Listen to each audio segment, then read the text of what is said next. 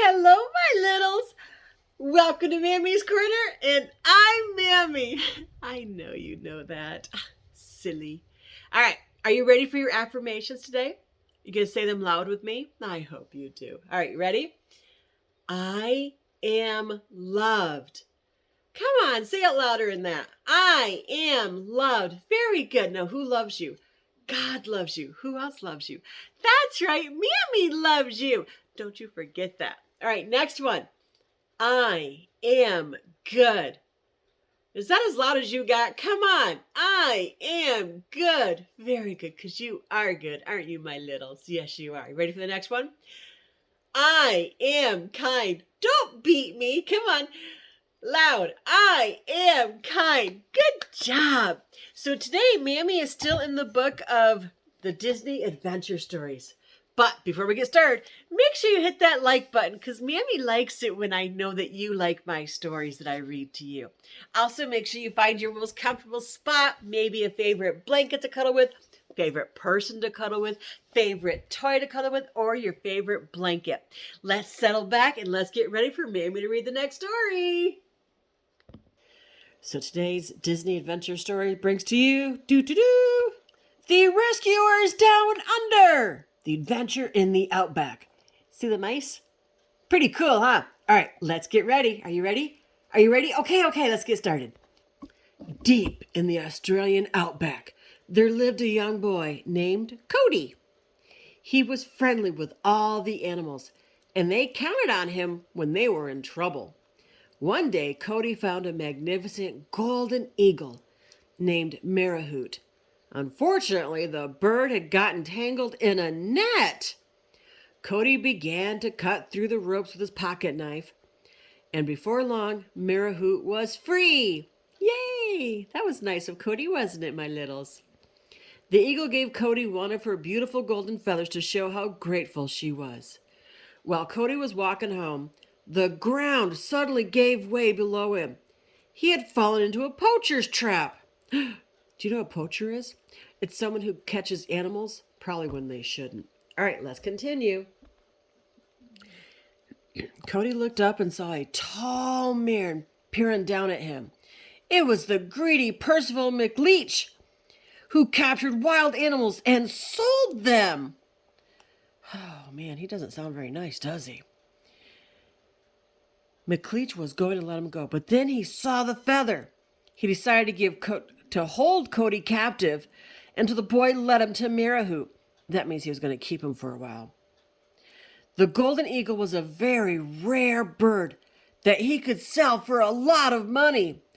Oh no! What's going to happen?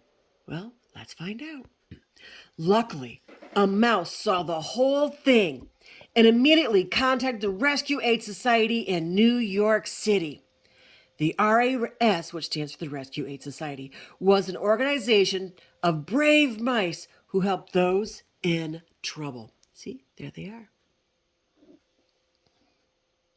But there were only two mice, courageous enough for this mission: Bernard and Miss Bianca. Although a blizzard raged in New York, that means it snowed a lot, the two mice made their way to the airport. When they arrived, they told their friend Wilbur the albatross that they had to get to Australia, and fast. At first, Wilbur was reluctant to make the trip. Have you looked outside? He asked. I'm afraid your jolly little holiday will have to wait. But when Miss Bianca told him about Cody's kidnapping, Wilbur quickly changed his mind. Nobody takes away a kid's freedom while I'm around, he declared. The mice got onto Wilbur's back and took off. They had made many daring rescues before, but they had never traveled this far from home. What do you think is going to happen? Shall we find out? All right, let's find out. When they arrived in Australia, Bernard, that's him, and Miss Bianca, that's her, surveyed the barren landscape. Which way should they go to find Cody? Luckily, a ragged kangaroo moose named Jake showed up. So which way are you taking? Suicide Trail through Nightmare Canyon or the shortcut at Satan's Ridge? Bernard gulped nervously and looked at his map. None of those places Jake had mentioned was on it. Map's no good in the Outback, said Jake. What you really need is someone who knows the territory. Since no one knew the Outback better than Jake, he became their guide. He began by rounding up their first ride, a flying squirrel. Can squirrels fly? Then Jake lassoed a giant python who carried them on the next leg of their journey. By night, the three mice traveled on the backs of lightning bugs. See, these are lightning bugs. Meanwhile, McLeach tried to get Cody to reveal the location of Marahoot's nest. He wanted the golden eagle and her eggs. When Cody refused, McLeach locked him in a cage, but the boy still wouldn't talk to the poacher. That's a good boy, that Cody is, huh? Yeah, we don't give away our friends like that, do we? By the time Miss Bianca, Bernard, and Jake reached McLeach's hideout, the poacher was shoving Cody outside. Get out of here, McLeach yelled.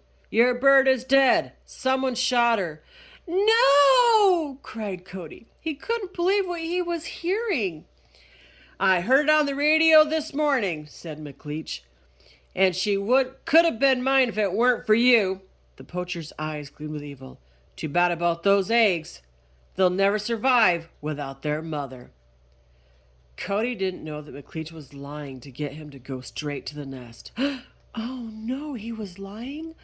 What's gonna happen? Let's find out.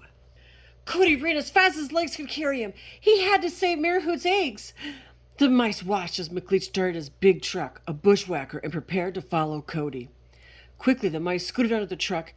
It rumbled along to a high cliff at the edge of a canyon. Whew, they're brave, aren't they? McLeach stopped the truck. The mice looked up and saw Cody climb to the eagle's nest. They hurried after him as quickly as they could. You're in great danger, Miss Bianca told Cody when she, Bernard, and Jake caught up to him. But a squawk echoed through the canyon and drowned out her warning. Marahoot! Cried Cody. He was thrilled and relieved to find that the golden eagle was actually alive. Cody, please, begged Miss Bianca. You must listen. McLeach is on the cliff, Bernard explained. Suddenly, Cody understood what the mice had been trying to tell him. McLeach had tricked him, and now Marahoot was in danger.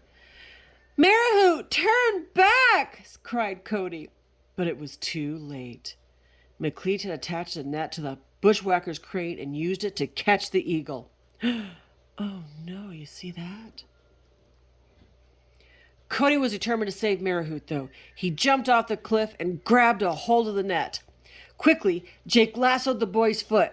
He and Bianca held on to the rope and were carried along with Cody as the crane moved. Bernard did not reach the rope in time. Bianca! He shouted. He watched as she was lowered into the cage of the bushwhacker along with Cody, Marahoot, and Jake. When McLeach dumped his prisoners into the bushwhacker's cage, he was surprised to see that he had captured more than just the eagle. You're in big trouble, Cody warned. I'll tell the rangers where you are. McLeach, however, had no plans to let the boy go. Uh-oh. What's going to happen? Who's going to save them now? As soon as Bernard had made sure Marahoot's eggs were safe, he began to chase the truck. He saw a wild boar and bravely climbed onto its head. The boar began running through the outback. At last, Bernard spotted the bushwhacker near Croc Falls. McLeach had tied up Cody and was dangling him over the river from a crane. Hungry crocodiles waited at the water below. Snap, snap, snap. Their jaws opened and closed as they waited to be fed. Now, this is my idea of fun, McLeach said as he got ready to lower Cody into the water. Suddenly, the bushwhacker's engine went dead. Bernard had stolen the keys. Go Bernard, huh, kids? The crane stopped moving, but Cody was still hanging from it. Look, it's Bernard, Miss Bianca cried from inside the cage. Way to go, mate, cheered Jake. Bernard threw the keys to them, but now poor Bernard had a bigger, slimier problem. McLeach had brought a lizard with him, and it had spotted Bernard. It began to chase the little mouse around at full speed, But Bernard had an idea. "Oh my gosh, I hope I know what I'm doing," he cried. Then he headed straight for McLeach and jumped out of the way at the last second. Smack! The lizard collided with the poacher and both of them fell into the river. Just then, the rope that held Cody snapped. Still tied up, he splashed in the water. "Bernard!" cried Miss Bianca. "The boy!" Bernard spotted Cody and leaped in the water, but the current was too strong. It pulled them, and McLeach toward a waterfall. McLeach and the lizard went over the edge of the thundering falls. Bernard and Cody were close behind. Soon they were carried over the falls, too. "Oh, no. What's going to happen now, my littles?" Then, all of a sudden, they were going up, not down. They found themselves on Marihood's back, along with Miss Bianca and Jake. The eagle had swooped down and saved them. They were safe. Cody hugged the great eagle, and Miss Bianca hugged Bernard. It had been another great adventure and another amazing rescue. The end. Whoa! What an adventure that was! Oh my goodness, I was so scared. I thought the boys were going to be dropped into the alligators. What did you think? Whew! Mammy was scared. But that was a good story. If you like it, make sure you give me a thumbs up. And I'll finish reading more, and I've got more to read anyways. So remember, who loves you? God loves you. Who else loves you? Mammy loves you. But Mammy loves you bestest. Until next time, my littles, be good and be kind.